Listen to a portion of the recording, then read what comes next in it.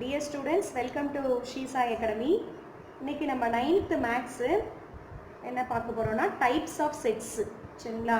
அதாவது first exercise நம்ம பார்த்துட்டோம். செகண்ட் எக்ஸசைஸ் பார்க்கறதுக்கு முன்னாடி இந்த டைப்ஸ் ஆஃப் செட்ஸ்ல என்னென்ன டைப்ஸ் இருக்கு இது நமக்கு கிளாரிஃபை ஆனதா நம்ம செகண்ட் செட் எக்ஸசைஸ்க்கு போக முடியும். சரியா? இப்போ செட்னா என்ன பார்த்தோம் நேத்து? collection of well defined objects. well defined objects பார்த்தோம். collection of well defined objects. ஓகேங்களா? அதான் வந்து செட். இப்போ அதுல நிறைய டைப்ஸ் இருக்கு. சரிங்களா? ஃபர்ஸ்ட் டைப் அப்படின்னு பார்த்தோம்னா என்னன்னா empty set or null set. ஓகேங்களா? empty set or null set. NUL null set. ஓகேங்களா? ஸோ எம்டினா நமக்கு பேர்லே இருக்கு. என்னது? empty ஒண்ணுமே கிடையாது அப்படின்னு அர்த்தம். a set consisting of no element ஓகேங்களா is called the empty set or null set or void set. இன்னொரு பேர் என்னது? void. இந்த null void எல்லாம் நம்ம கம்ப்யூட்டர்ல ப்ரோக்ராமிங் லாங்குவேஜஸ்க்கு யூஸ் பண்ணுவோம். சரிங்களா? இப்போ null voidனா ஒண்ணுமே இல்லை அப்படின்னு அர்த்தம். ஓகேங்களா? இதை எப்படி நம்ம டினோட் பண்றது அப்படின்னு பார்த்தோம்னா empty செட்டை வந்து இப்படி ஒரு செட் பிராக்கெட் போட்டு எந்த எலிமெண்ட்டும் போடக்கூடாது. அதுக்கு பேர் தான் என்னது? Empty set. இன்னொன்று பேர் இது பேர் பைன்னு சொல்லுவாங்க. சரிங்களா? இது போட்டாலும் எம்டி செட்டுன்னு அர்த்தம். ஓகேங்களா? அவ்வளோதான். ஓகே, இப்போ இதுக்கு நான் ஒரு எக்ஸாம்பிள் சொல்கிறேன் பாருங்க. the set of all integers between 1 and 2. 1 and 2க்குள்ள integers இருக்கா? all integers between 1 and 2க்குள்ள integersனா முழு நம்பர் அது இருக்கா? முழு நம்பர் இருக்கா 1 and 2க்குள்ள? அப்போ இது கிடையாது. அப்போ இது என்ன செட்டு? எம்டி செட் அப்படின்னு அர்த்தம். புரியுதுங்களா? First empty set, null set, void செட்னா என்னன்னு புரியுதா? நோ எலிமெண்ட்ஸ், அவ்வளோதான். ஓகே, அடுத்து செகண்ட் டைப் என்னன்னு பார்த்தோம்னா சிங்கிள்டன் செட். சிங்கிள்டன் செட் அப்படின்னா என்ன? பேர்லேயே நமக்கு வந்து மீனிங் இருக்கு. Singleton set. ஓகேங்களா? சிங்கிள்டன் செட் அப்படின்னா என்னன்னா ஒன்லி ஒன் எலிமெண்ட் மட்டும் இருக்கும் அந்த செட்ல. அதான் சிங்கிள்டன் செட். ஓகேங்களா? இப்போ நான் ஒரு எக்ஸாம்பிள் கொடுக்குறேன் பாருங்க. a is equal to x such that 3x 5x வந்து என்ன சொல்லிட்டாங்க? x belongs to natural numbers ன்னு சொல்லிட்டாங்க. இப்போ 3க்கும் 4க்கும் இடையில இருக்கிறது அப்ப என்னது? இது 3க்கும் 5க்கும் இடையில இருக்கிறது என்னது? 4. அப்போ 4 only the one term in the set. ஓகேங்களா? அப்போ சிங்கிள் எலிமெண்ட் தான் இருக்கு. அப்போ இதுக்கு என்ன பேரு? சிங்கிள்டன் செட் அப்படின்னு பேரு. ஓகேங்களா? ஓகே, நெக்ஸ்ட் வந்து ஃபைனைட் செட். ஃபைனைட் செட் அப்படின்னா என்ன அப்படின்னு பார்த்தோம்னா ஃபைனைட் நம்பர் ஆஃப் எலிமெண்ட்ஸ் இருக்கணும், டேர்ம்ஸ் இருக்கணும் அப்படின்னு அர்த்தம். இங்க பாருங்க, இப்போ எக்ஸாம்பிள் சொல்றேன். the set of family members. ஒரு ஃபேமிலியில எத்தனை மெம்பர்ஸ் இருக்கலாம்? 4 to 5 6 இப்படி இருக்கலாம். ஜாயிண்ட் ஃபேமிலியா இருந்தா 6 இருப்பாங்க, இல்லைனா 4 இருப்பாங்க. ஸோ அதை நம்ம என்ன டெஃபினட்டா சொல்லிடலாம், இவ்வளோதான் அப்படின்னு நம்ம we can finite. அது வந்து ஒரு முடிவா சொல்ல முடியும். அதுதான் ஃபைனைட் செட். அடுத்து the set of indoor or outdoor games you play. Indoor games என்ன விளையாடுவீங்க? கேரம், செஸ்ஸு, அவ்வளோதான். நம்ம வந்து ஒரு பர்டிகுலராக அதை சொல்லிட முடியும் நம்மளால. அவுட்டோர் கேம்ஸ்னால் என்னது? ஷட்டில் காக், அந்த மாதிரி. ஸோ சொல்லிட முடியும். the set of curricular subjects you learn in school. என்னென்ன சப்ஜெக்ட்ஸ் படிக்கிறோம் நம்ம? ஒரு 5 சப்ஜெக்ட்ஸ் தான். 5 சப்ஜெக்ட்ஸ் நம்ம என்ன பண்ணிடலாம்? அக்யூரேட்டாக நம்மளால சொல்ல முடியும். அதுதான் ஃபைனைட் செட். ஓகேங்களா?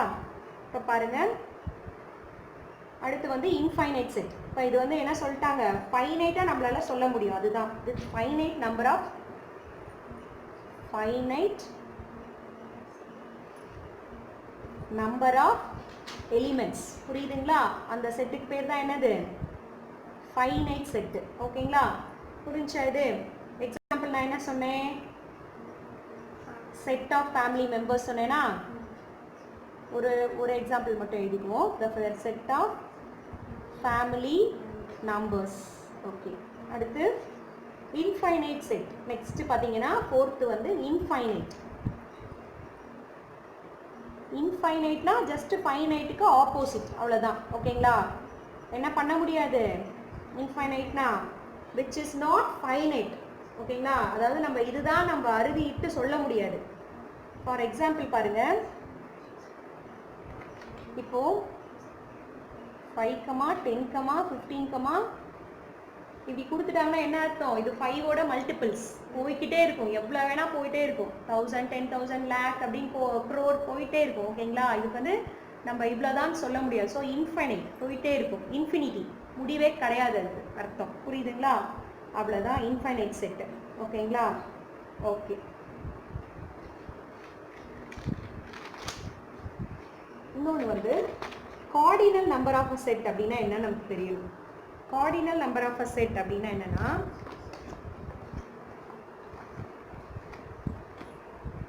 Cardinal CARDNAL cardinal number of a set. இது நிறைய கேட்பாங்க நமக்கு 2 மார்க்லலாம், கார்டினல் நம்பர் சொல்லுங்க அப்படின்னு கேட்பாங்க. இதுக்கு என்ன அர்த்தம்னா, ஒரு செட் வந்து ஃபைனைட்டாக இருக்கணும், முடிவுற்ற ஒரு செட்டாக இருக்கணும். சரிங்களா, அதில் எத்தனை எலிமெண்ட்ஸ் இருக்குது, அதாவது the number of elements in a set is called the cardinal number of set. Number of elements அவ்வளோதான். ஒரு செட்டுக்குள்ளே எத்தனை நம்பர் இருக்குது, இப்போ 5 எலிமெண்ட்ஸ் இருக்குன்னா ஸோ நம்பர் ஆஃப் கார்டினல் செட்னா என்ன எழுதணும், 5, அவ்வளோதான். புரியுதுங்களா, ஸோ இதுக்கு என்ன அர்த்தம்னா, the number of elements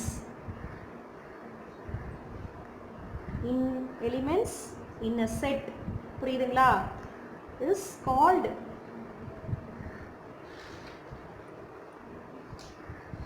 cardinal number of set. புரியுதுங்களா, இதை எப்படி நம்ம டினோட் பண்ணணும் அப்படின்னு பார்த்தோம்னா, இப்போ ஏக்கு வந்து நான் கார்டினல் நம்பர் ஆஃப் செட் பார்க்குறேன் அப்படின்னா n ஆஃப் ஏ அப்படின்னு டினோட் பண்ணணும். புரியுதுங்களா, n ஆஃப் ஏனா நம்பர் ஆஃப் ஏ அப்படின்னு அர்த்தம். அந்த ஏ செட்டில் எவ்வளோ நம்பர்ஸ் ஆஃப் எலிமெண்ட்ஸ் இருக்குன்னு எழுதணும், அவ்வளோதான். Very simple. இதுதான் கார்டினல் நம்பர் ஆஃப் செட். புரியுதுங்களா, அடுத்த செட்டு பார்த்தோன்னா ஈக்குவலன்ட் செட். ஓகேங்களா, இது எத்தனையாவது செட்டுன்னு பார்த்தோன்னா 5th one, equivalent. Equivalent set அப்படின்னா என்னன்னா, இப்போ 2 செட்டு இருக்குன்னு வச்சுக்கோங்க, ஏபின்னு 2 செட்டு இருக்கு. அதை எப்போ நம்ம ஈக்குவல்னு சொல்வோம்னா, அதில் இருக்கிற எலிமெண்ட்ஸோட, அதாவது இந்த கார்டினல் நம்பர் இப்போ பார்த்தோம் இல்லைங்களா, இப்போ நம்பர் ஆஃப் ஏவும் நம்பர் ஆஃப் பியும் ஈக்குவலாக இருந்தால் அதுதான் equivalent set.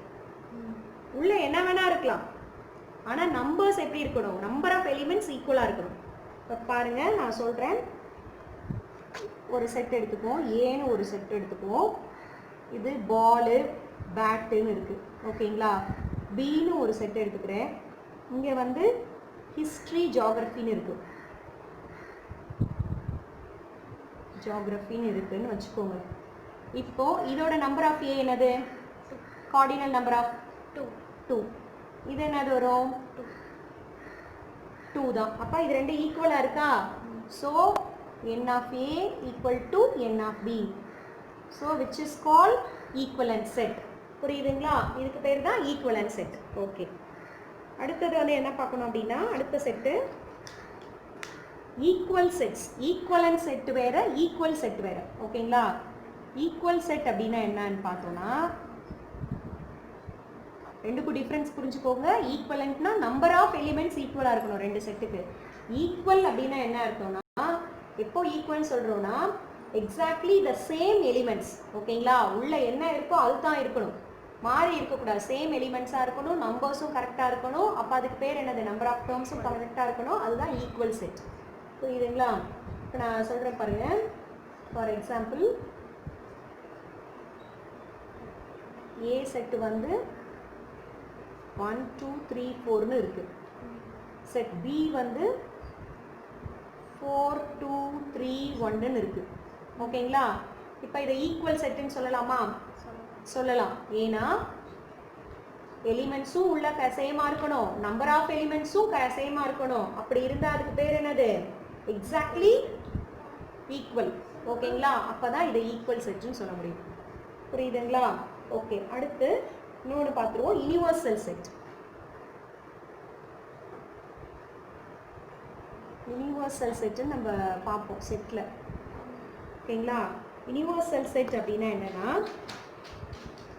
which contains all the elements of all the sets under consideration. ஓகேங்களா, இதை யூனிவர்சல் செட்டை யூன்னு சொல்லுவோம். இப்போ ஒரு 2 செட் இருக்குன்னு வச்சுக்கோங்க. ஏல 1 2 3 4 இருக்குன்னு வச்சுக்கோங்க. பியில் 6லேருந்து 10 வரைக்கும் இருக்குன்னு வச்சுக்கோங்க. இப்போது யூனிவர்சல் செட்டில் என்ன இருக்கும்னா 1 to 10 இருக்கும். இந்த ரெண்டு செட்டில் இருக்கக்கூடிய எல்லா எலிமெண்ட்ஸும் டோட்டலாக எங்கே இருக்கும்? யூனிவர்சல் செட்டில் இருக்கும். புரியுதுங்களா? அதை வந்து தமிழில் அனைத்து கணம்னு சொல்லுவோம். ஓகேங்களா? ஸோ இதில் இருக்க எல்லா செட்டும் அதில் இருக்கும். அதை தான் சொல்கிறாங்க. புரியுதுங்களா? All the elements of all the sets, எல்லா செட்டில் இருக்கிற எல்லா எலிமெண்ட்டும் யூனிவர்சல் செட்டில் இருக்கும். அதை நம்ம என்னென்னு டினோட் பண்ணணும்? கேபிட்டல் யூ அப்படின்னு போடணும். சரிங்களா? அது யூனிவர்சல் செட். ஓகே, அடுத்து பார்த்தீங்கன்னா சப்செட் அப்படின்னா என்ன நமக்கு தெரியணும். சப்செட் அப்படின்னு பார்த்தோன்னா 8வது டைப் நம்ம பார்க்குறோம், சப்செட். இந்த சப்செட்டை நம்ம எப்படி சொல்லுவோம்னு பார்த்தீங்கன்னா, இப்படி போட்டோன்னா இது பேர் சப்செட்டுன்னு அர்த்தம். ஓகேங்களா?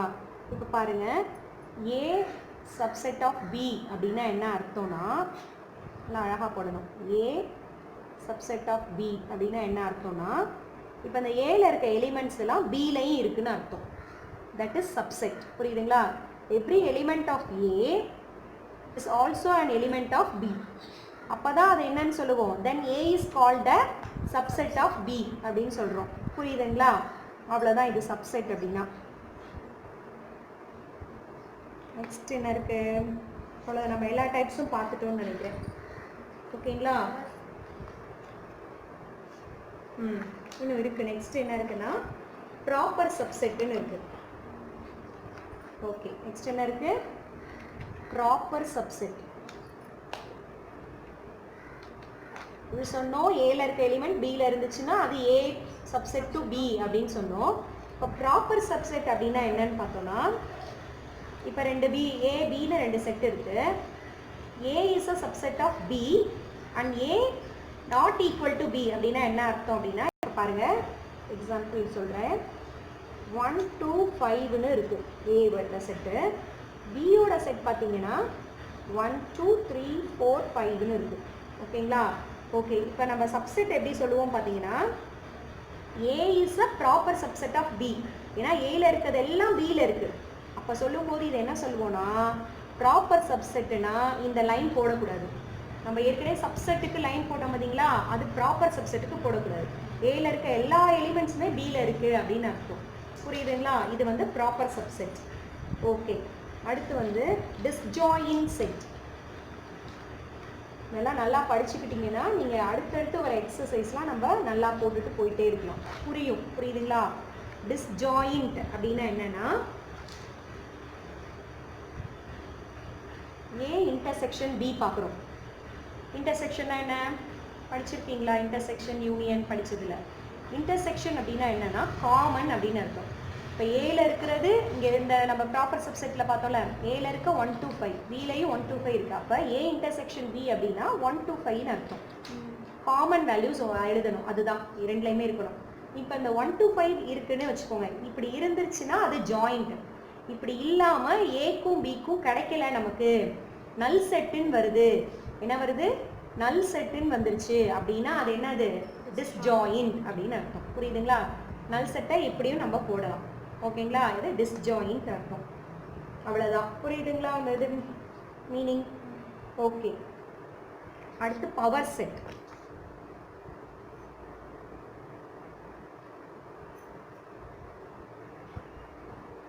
பவர் செட் அப்படின்னா என்னன்னா, set of all subsets of A is called the power set of ஏ.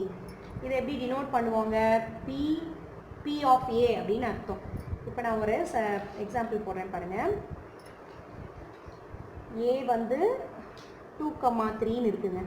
ஓகேங்களா? ஏ வந்து 2,3 இருக்குது. இப்போ வந்து இதை எப்படி எழுதணும் அப்படின்னா, பவர் செட் அப்படின்னா என்ன அர்த்தம்னா, பி ஆஃப் ஏ அப்படின்னு எழுதணும்னா என்ன பண்ணணும்னா, ஒன்றுக்கும் என்ன பண்ணணும்? தனித்தனியாக செட்டு போட்டு எழுதணும். புரியுதுங்களா? ஃபஸ்ட்டு ஒரு நல் செட் போடணும். ஓகேவா? அடுத்து என்ன பண்ணணும்னா, அதில் இருக்க எலிமெண்ட்ஸ் எல்லாம் எடுத்து எழுதணும். எதை எழுதணும்? 2 எழுதணும். அடுத்து 3 எழுதணும். அடுத்து 2,3ன்னு கம்பைன் பண்ணி எழுதணும். இதுதான் பவர் செட். புரியுதுங்களா? ஓப்பன் போடணும், க்ளோஸ் போடணும், தனித்தனியாக ஒன்றுக்கும் போடணும். புரியுதா? இதுதான் பவர் செட். புரிஞ்சுங்களா? பவர் செட் அப்படின்றது என்னன்னா, set of all subsets of A, set A is called the power செட்டுன்றாங்க. ஒன்றுக்கும் செட்டு. அவ்வளோதான், வேற ஒன்றும் கிடையாது பவர் செட்டுன்றது. Very simple. ஓகேங்களா?